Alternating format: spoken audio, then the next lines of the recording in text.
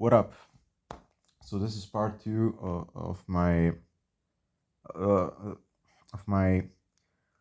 adventures in psych ward. So actually, there is like a lot I kind of forgot to mention. I was rushing things, so this is probably gonna be the last part since I'm gonna cover everything. Uh, so this is like you know what I mean? It's like this is what like I forgot like there's like I just need to clarify. I kind of felt like needing to clarify one thing. So this is not like it's a it was, I mean, it's a relatively hardcore psych ward, but at the same time it's not even close to being the worst. That's what people need to understand. Like there is in my state, I think there's like a literal building, let's say, like that shit is like real hardcore psych ward. It's like it's the ultimate psych ward. There's like, and in it you have like, I think it's called like forensic psychiatry or something. Like that's hell on earth. Like that's real psych ward. You know, that's like they're like strapped to the bed 24/7. They're like I think there's like cops all over the place, guards similar to like to actual prison, like actual prison guards with uniforms and weapons on them and like all sorts of shit. It's like it has like multiple cameras recording everything.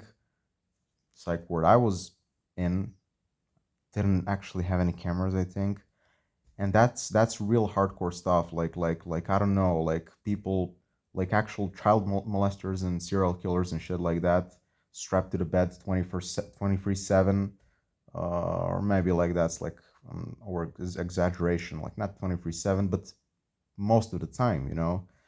Uh, that's hell on earth. That's real fucking psych ward. And there's also like another unit where people are behaving, acting as literal animals. Like they have diapers and shit, like and they completely went insane. They piss they shit everywhere they can, and that's like that's worse than forensic psychiatry. That's like that would be the like the ultimate psychiatric hospital, you know. Like they behave like complete beasts, bro, complete animals. Like you can't really like you can barely control these poor souls. So yeah, that's what I needed to clarify. Like the psych ward I was at was like it was kind of hardcore, not gonna lie, but at the same time it really wasn't. I mean, it was bad, but again, you know what I mean. Anyways, and also like this is like I kind of forgot to mention one this thing I'm about to mention. It's like I don't know if they had that, if they had that shit, like the so-called red button. Like as soon as the red button gets pressed, that's like complete lockdown. Like and fucking SWAT team and cops and sometimes even helicopters and shit like come. They break into like the building, because it was a building, and then it's just complete chaos. Like when patients lose their minds on a collective scale, and it's just throwing stuff all around the place, like breaking TVs, breaking windows. I mean, they can't really break windows even in theory because it's unbreakable glass for a reason.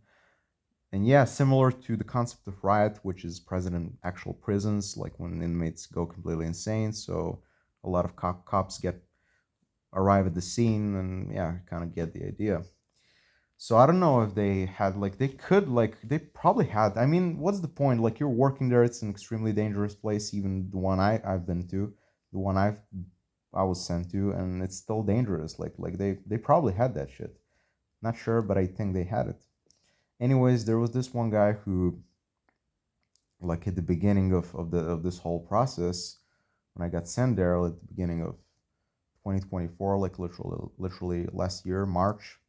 Like I even remember like the exact day, like 21st of March, and I got released like at like the 10th of May. And there was this one guy like at the beginning, who who kind of had like, he was wearing glasses, and he kind of like, he wasn't really creepy. He was just scary as fuck. Like there is a difference between being creepy and being scary. There's like huge fucking difference. That guy wasn't really creepy. He was just scary, and I mean he was kind of creepy too. Not gonna lie. Anyways, and he was like apparently an anime fan. Like not really like hardcore anime fan. You exactly know what that looks like, but like a decent anime fan, like buying mangas and shit, and he was like, he told me like, don't show any weakness here, bro. Like looking me dead in the eye and like saying, don't show any weakness here. And I was like, why would I want to do that? And then I realized, oh yeah, like if I show weakness, then that's gonna lead to some potential trouble because the people there might be like somewhat primitive and they're gonna perceive my weakness as an excuse, for them to attack me. Yeah, kind of like it's literally like prison. And and then and then like I kind of like left him unseen at that point. I went to the bathroom and he was like doing this, bro. And while he was doing this, like the blood was coming out of his nose, and I was like, "What the fuck, bro?" Like, not gonna lie, he kind of has the vibe. He kind of looks like he killed some. I mean, he probably didn't, but he kind of has that vibe. And also, there was this one older guy who, who like, who I mean, that's kind of sad. I mean, that guy was like a really older guy, maybe like in his 60s or something. He slashed his wrist, and he slashed it so hard he had to get, of course, stitches and shit, and like, and and yeah, I mean, and he was like chill, but at the same time very fucking passive. Like he was just laying up all day in his bed, only waking up for breakfast, lunch, and dinner because there was like the meal schedule: breakfast, lunch, and dinner. And like he actually slashed his wrist with like, how do you call that thing like that you use to shave? It's like Gillette maybe. Like, I mean that's how you call it in my language, but I don't know if that's the literal translation. But like the thing you use to like shave your fucking beard off, he used that shit to just slash his wrist, and he went really deep. Like his wound was really deep. Like he really fucked himself up, physically. And like, of course, he was sent to like a hospital, but as soon as they took care of him, he was sent to the psych ward where I was at. And also, like, I wanted to mention like, you know mm, there was like this there was this one fucking girl who who's like, I don't know, like, I don't know, like, it's like, she would like come over to you, and like, it's kind of weird, bro. Like she would come over to you and she would ask you, "Can I look into your soul?" And I was like, "What the fuck, bro? Why the fuck would you want to look into my like?" Apparently, when she looks you in the eyes, she can see what type of soul you have. That would be kind of awkward. Like she would just come over and like, "Can I look into your eyes?" And like looking at your soul, apparently. Like I don't really know about the concept of soul. Like I'm kind of agnostic about it. Like maybe it exists, maybe it doesn't. Who fucking knows? But still, she would just come over to you and do that shit. It was kind of awkward. I mean, but like she, I gotta be honest about it. She didn't look that bad, so it was kind of like normal. Uh, and like, and yeah, it's like I don't fucking know, bro. It's like, I'm trying to like, I should have like made a script before shooting this, but I'm 100% sure there might be something else to talk about which is interesting. Like I'm trying to recall all the people that were there. Like the tall guy with creepy ass glasses who apparently had a major criminal record, just walking around observing us silently, never saying, like, I literally never, heard him say a single fucking word, bro. Actually, I had, but like, but it was something completely random. Like it was like the quiet kid, except he was like physically fucking bigger than me, bro. Like significantly physically bigger than me, and like I don't know what he did. Who fucking knows? Like he might be like a fucking murderer as far as I know, and which wouldn't even be that strange because the system apparently works like you could like it doesn't matter like whether you have a criminal record or you don't have a criminal record makes no fucking difference uh to the law like you it's not the ultimate hardcore psychiatric hospital, but at the same time real life murderers, schizophrenics who are capable of all sorts of violence could be sent there, which is exactly what happened. Like the neo-Nazi guy, the tall guy, the the the I'm talking to myself 24/7 guy, like that type of shit, schizos and shit. And yeah, it's like I mean, essentially, like I kind of managed to comprehend how it works. This is how it works. The government, as corrupt as it may be, is at that very moment protecting you from killing yourself, and it's preventing you from killing yourself, and it's also preventing you from killing others potentially, of course. Uh, it doesn't have to be actual, and whatever the case may be. And that's what's going on. Like the government itself is protecting you from going insane, in which case you could either harm yourself or harm others, like severely or not severely, depends. So that's what's going on, and the cost of the psychiatric hospital itself, it's like every single day you cost that hospital because it's connected with the government. You cost it like 3K RSD, which translates as um, it's like around 118 RSD is like €1, so you can kind of calculate. But that's how much it costs. Like real life prison costs like maybe like 10K RSD, and I'm using the word RSD because that's like the currency of my country. And anyways, like I'm from East Europe, the Balkan region. So yeah, that's pretty much how it works, and like the government is doing you a favor at the cost of traumatizing you because of the miserable ass conditions and conditions. Like although the hygiene wasn't all that bad, the conditions themselves were still extremely miserable because you're just locked in a cage. Like you have no right to leave until the doctors evaluate your mental health and they're and therefore and so concludes that you're fit to exit because you don't pose threat neither to others nor to yourself anymore.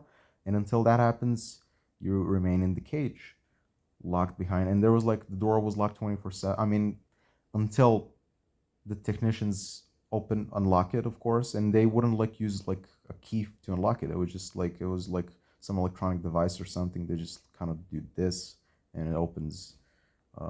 They open the door automatically. And yeah, and it was like one time I came over to the technician. I wasn't feeling bad mentally, and he was like eating something, and I kept complaining like, bro, I don't feel good. Can you like do me a favor, blah blah. And I was like, and he was like, wait. And then I asked him again, and that kind of drove him mad. And he was like, can you fucking see that I'm eating, bro? And he kind of like raised his tone. And I was like, bro, what if I was suicidal? What if I was like, you're not supposed to treat your patients that way. Like you like, I mean, it's complete fucking retard. And anyways, and also like this is the thing that still puzzles me to this day. I don't fucking know because I'm a smoker, and I don't know why lighters were allowed there. Like I'm sure lighters are probably not allowed in prison because you could set something on fire, killing multiple people potentially, possibly.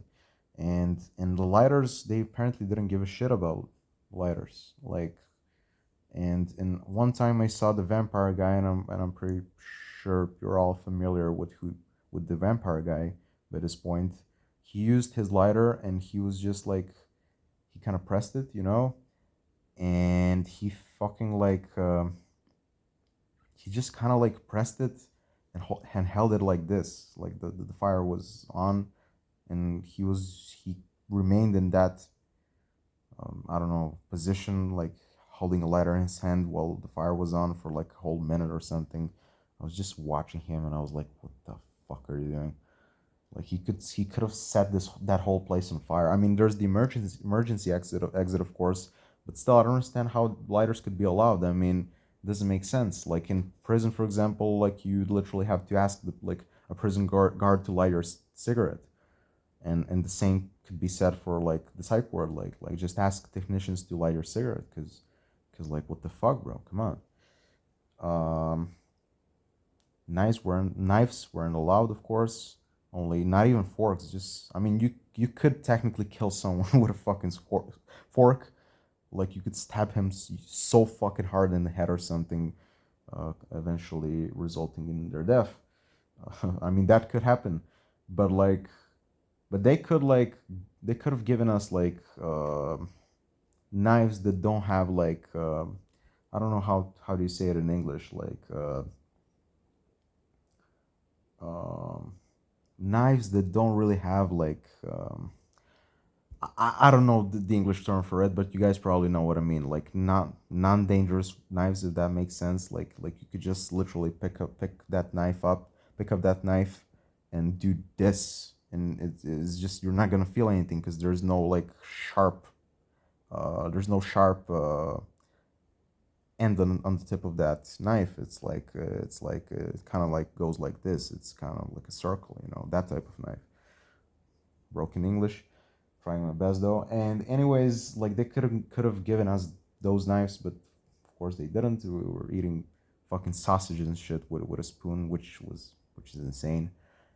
I mean, sausage was on the menu like maybe like 4 or 5 times over the course of like a month and a half, because that's how long I was kept there like an animal in the cage. And yeah, it's like you know the anime guy, the neo-Nazi guy, my bro, and like there were like some females, some girls. The I'm staring into your soul girl, who probably had a major fucking diagnosis, even though she appeared completely sane. Like she would just shake on the regular. Her whole body would shake. Uh, I kind of feel sorry for her, honestly. But yeah, it's like that's it, bro. It's like, and of course the windows were like it was like bars in the windows, of course, because otherwise you might jump, which doesn't really make sense because the unbreakable glass, wouldn't that be enough? Like, come on, maybe they couldn't afford those. Maybe they couldn't afford building unbreakable glass in every single window. I don't know. And like, and also there was like regular walks, you actually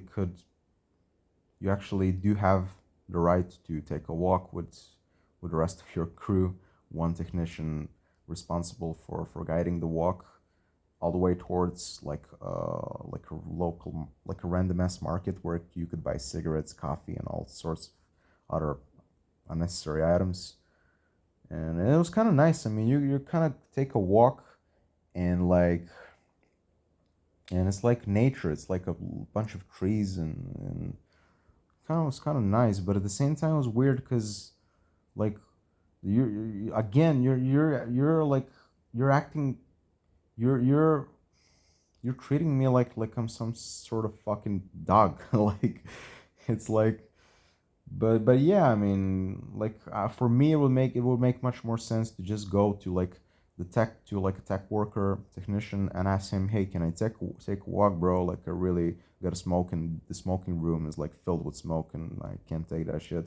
He would be like, yeah, all right, you got 2 hours, and by the way, if you maybe like hypothetically you escape during those 2 hours, they would probably catch you. Like the police would chase you, the cops, and you could end like if you if you're like legally stuck in that situation, like for example, you killed someone or whatever, and for insanity reasons you were sent there instead of getting sent to actual prison, you could get sent to actual prison in that case. So, but I wasn't legally involved with anything. Like I just had like a major panic attack that was kind of like that was kind of like entangled with some uh, arising suicidal thoughts, like and I wasn't really I never went to court. Like my bro, for example, I think he went to court. I think, in which case, if you fucking escape, you're probably gonna be sent to actual prison. That's just how it works. I mean, the law, my place at least, like right, like here is quite serious. It's deeply corrupt, but at the same time, they're serious about it. They're not fucking around. So, anyways, it's like that's what happened, and the doctors. Oh, one time, by the way, uh, like my doctor, like an older female psychiatrist, I suppose, she was like, "Hey, can you like come to my office?" I guess. I, of course, entered her office. She was like, "Take a seat. How do you feel?" Blah blah. And I kind of like started like this was a huge mistake on my part. Like I started describing to her some frequencies and shit. Like with my ex, I would like practice this shit, whatever, something spiritual. Like it doesn't even matter. And she kind of looked at me as if I was retarded. Like she was like, "What frequencies are you talking about?" And I was like, "Well, I don't know how to properly explain it." And then out of the blue, she was like, "Well, shouldn't you just get back to like real life?" And in my head, I was thinking like I didn't say it out loud, but I was thinking to myself like, "What real life? You mean working 9 to 5 as a fucking slave until they bury me?"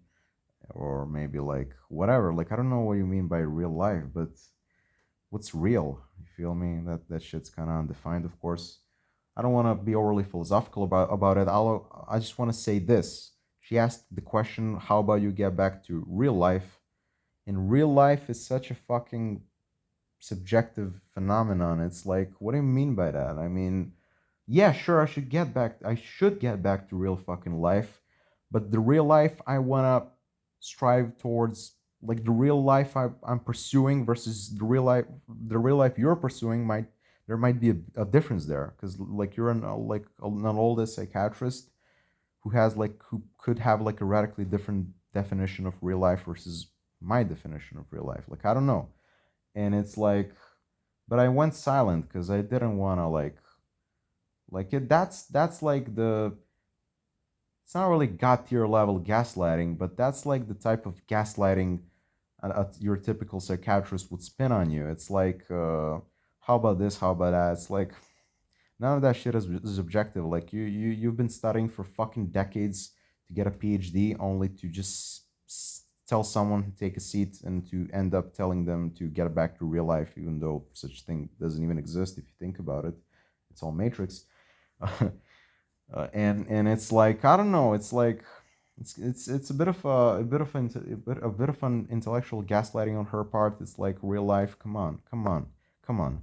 There ain't no such thing. I mean, there is such thing, but it's completely open to interpretation. So I kind of left the office, her office, kind of empty on the inside. I really didn't feel any better. In fact, not only did I not feel any better, I was kind of feeling down because like you're supposed to fucking help me out, not to like demolish me like that. Anyways, it's like you know, like most of you in the comments will probably say, "Oh, she said the right thing. Get back to real life." Well, yeah, but like, how the fuck are you supposed to get to quote unquote real life if you're mentally fucked? Like, it doesn't work that way. Like, people can relate to others because they're not in their minds, and you just can't comprehend the degree of my pain and suffering. And that's exactly why you're saying that the shit you're saying in the first place. But anyways, there was also like it's not director, it's the main guy. I don't know. Again, I don't know the word for it. The boss maybe like the guy who held it, like the entire psych ward, like the guy who's responsible for everything, the guy who's sitting at the top of the pyramid scheme. That is a pyramid scheme, honestly. But anyways, that the main, I'm just gonna call him the main guy because I don't know, like I'm just struggling with English, so I'm gonna call him the main guy. Uh, the main guy was like, he was just like he was like, my bro was like, bro, he's just like, don't worry about him. He acts tough and big, but in reality he's a pussy. Just kidding. He acts tough and big, but that's just like a facade. That's just a mask. Like he has to be that way so as to not give off the impression that he's weak, because the main guy, the guy responsible for every single fucking thing that happens there, has to have that mask, for obvious reasons. And he would come over to me, and I would say, yeah, I feel good. I mean, I was bullshitting them. Like, I just wanted to get out, and I couldn't get out without bullshitting them about my recovery. Sad. And he would ask him come over. He would come over to me and ask me like, how are you feeling? Great. Uh, you're under the influence of psychiatric medication. You shouldn't do any alcohol. And I was like, well, yeah, of course. So in my head I said, well, no shit, bro, of course, because if you're taking psychiatric medication, combining that shit with alcohol could, I don't fucking know, it could result maybe in you, it could render you unconscious or whatever. Like, I don't know, that could happen, especially if you if you drink a lot of alcohol, beer maybe, like whatever, wine, doesn't matter. And he said that, and he just left with his crew. And every single time they would check on us, like the main guy, sometimes not, with two at least two technicians and two or three doctors, like qualified psychiatrists, and sometimes psychologists, depending on the circumstances. They would casually just check on us, asking questions like, how are you feeling? If you're maybe suicidal, like, do you still have those thoughts? uh, do you want us to change medication, blah blah blah. And I don't know, it's like, I never been like into like a physical fight there. I've never even been close to encountering like a physical conflict. um uh yeah, the gypsy guy, like, I just want to say this because this is funny as fuck. The gypsy guy, uh his dick got hard, bro, in the smoking room, and the neo-Nazi noticed that, and he asked him, what the fuck, bro? And I think he saw like the staring into your soul chick. And his dick got hard, and that was so fucking visible. Of course I didn't want to look at it. I kind of just looked away because I'm not gay. And the neo-Nazi guy started laughing like a beast, bro, and making fun of him, bro. uh, Fucked up shit. But anyways, it's like, and by the way, intimate stuff was completely forbidden there. Like, you in prison, they don't give a fuck. Like, you could get raped there, but in here, it's highly forbidden. Although of course the jerking off guy, but it's just forbidden. Like, you can't, like, you can't even kiss. Like, I think my bro tried to kiss some chick, and the technicians were like, "Oh, that's not allowed here." Um, I mean, makes sense. I mean, of course it's not gonna be allowed. But yeah, that's pretty much it. Um, so yeah, thank you guys for watching. This is the last part, the second and the last, um, and that's it. That's my those those were like my adventures in like a miserable ass psychiatric hospital, which I'm probably never gonna go back to again, no matter how bad I might be feeling in the moment. So that's it, guys. Thank you so much for watching. Bye.